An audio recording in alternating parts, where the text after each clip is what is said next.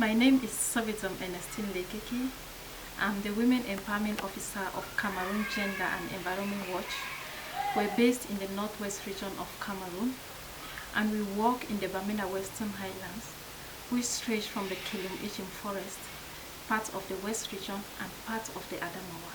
Women around the world will be joining, especially those in Cameroon, to commemorate International Women's Day. Usually, it's characterized by march past and going back home to face the same situation.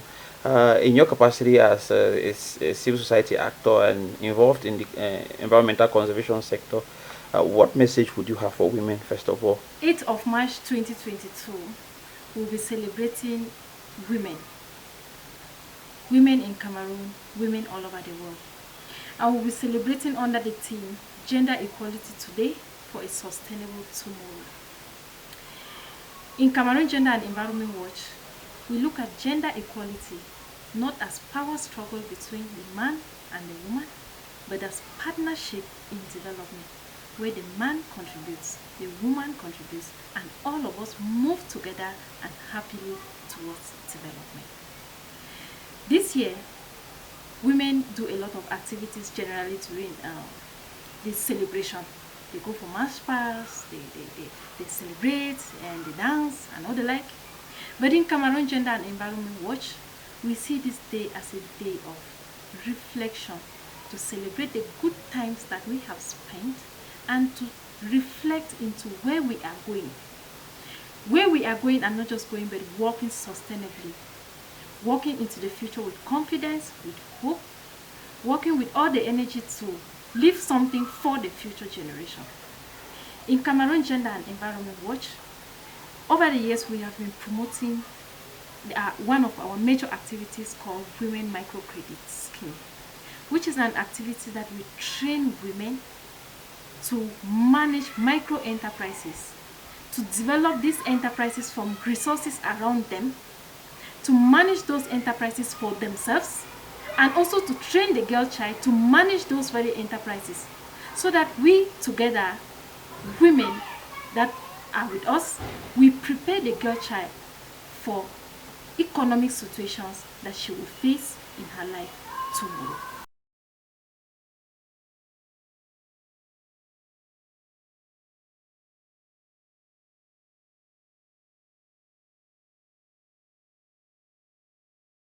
Tell us about some of the challenges of rural women. For rural women to grow, they need a lot of support. The first support is change of mindset. They need capacity building in various economic empowerment initiatives that can help her to be sustainable, to be self-reliant. It is a challenge in the rural area because most economic empowerment opportunities, they are limited in the area where they are based. The second challenge that they face is the roots. As we all know, their first occupation is their farms. They are into agriculture. They produce a lot of farm products, but then they just end beside them because of poor routes to bring it to the urban center where they can access a big market. So this is something that our government can look into and try to work towards farm to market routes that will help these women to bring their produce where there is a market. The third challenge that these women are facing is capital. They don't have enough capital to establish big businesses. And believe me when I say that when she is empowered, when she is trained, she does her best to do the right thing. It means that when we train a woman, we are already training the nation, because she will not only do the right thing, she will pass over the right thing to the next generation, which is her children. So the woman needs capital that will support her to do that. So if I will talk to our country today, I will say that when it comes to empowering the royal women, we are thinking about financial support, we are thinking about moral support, we are thinking about technical support. This will help her to grow, and this will help her move forward as a nation, as women that want to speak for their nation.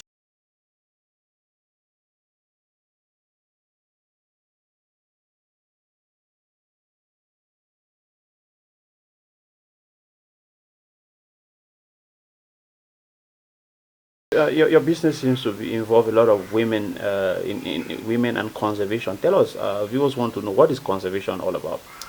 When we talk about conservation, and to be specific, forest conservation, we're thinking about managing the forest, the natural resources, the ecosystem that is in the forest, while thinking about the future.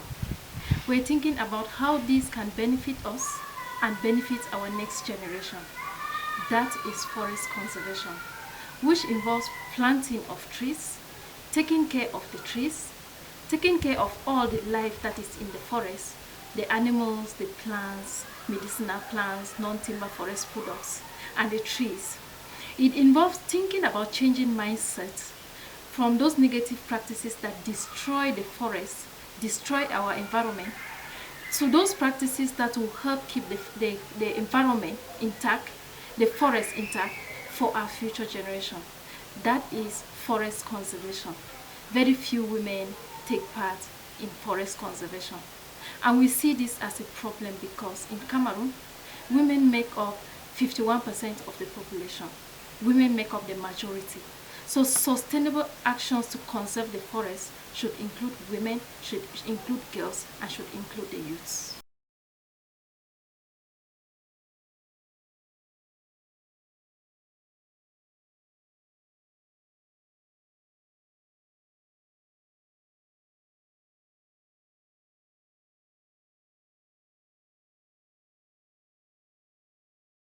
Someone listening to you will just feel like you only care about the forest. How about livelihood? What's the connection you establish between conserving the environment and making livelihoods for these women you're talking about? We cannot talk about effective conservation, sustainable conservation, without thinking about the livelihood of the communities that are around the forest or that are living in that area. Naturally, and with our traditional practices, the forest is a source of livelihood for the communities. Now, what destroys the forest is over-exploitation of the resources that are there. So first, can you think about how the present generation can benefit from what is in the forest while thinking about the next generation that is coming? So we train on bee farming. Bee farming to us, one, is a source of livelihood, is a source of protecting the forest, regenerating the forest, is a wonderful strategy against bushfire, and it is also a gender promotion activity. Reason is that the honey from our forest is very unique. When we talk about Oku white honey, it is certified as a geographical indication product. There is also the brown honey that comes out from there. And then the stingless bee honey that comes out from there. All these are sources of livelihood. So we empower the communities in bee farming. We empower the women in this process to make sure that women are not left out. I should note that it's been, for so long, this activity has been a male-dominating sector, bee farming. But then, what stops a woman from doing bee farming? So Camgew has trained thousands of women. Camgew has helped to organize the community into cooperatives, and women are part of this process. If you go to Kilum Ijim Forest, you'll find cooperatives that were created by Camgew, with the help of Camgew, and women are part, not only part of membership, they are part of the leadership bodies in these cooperatives. So it is a source of livelihood, bee farming. Now, we also empower the local people, especially the women, on other non-timber forest products like medicinal plants. You know, in Cameroon, when we hear that somebody is sick and is going to Oku, we are thinking of, we are seeing hope. The person will come back changed. Why? Because of the rich medicinal properties, medicinal plants, herbs, and all the medicinal trees found in the forest that help health-wise. So that is also a source of livelihood. We saw this as a big resource that women can incubate. Women can develop enterprises from it. So we train women on how to sustainably harvest these medicinal plants, how to transform them into various beverages and meet local needs, meet their own needs, also market for the other people in other areas in Cameroon, and why not out of Cameroon. So these are livelihood opportunities. When we talk of the royal woman, the first thing we think of, the first occupation is farming. Women plow the soil for livelihood. They cultivate various types of crops.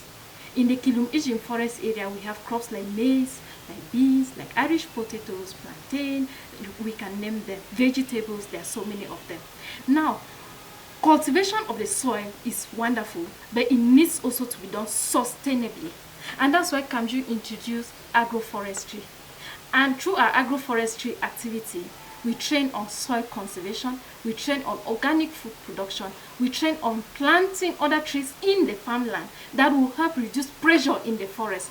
Trees that help to add nitrogen to the soil, and trees that also help the women access fuel wood like firewood. And this has really helped reduce the rate of firewood cutting that goes on in the forest. So these are livelihood activities that we as an organization will promote. Now in the Urban Center as an organization, we know that when we live in the capital city, Bamenda, of the Northwest region, we have people from Kilum Forest Royal area that are there. We have other people that come from other areas. And we think that a holistic approach is very, very, very necessary if we have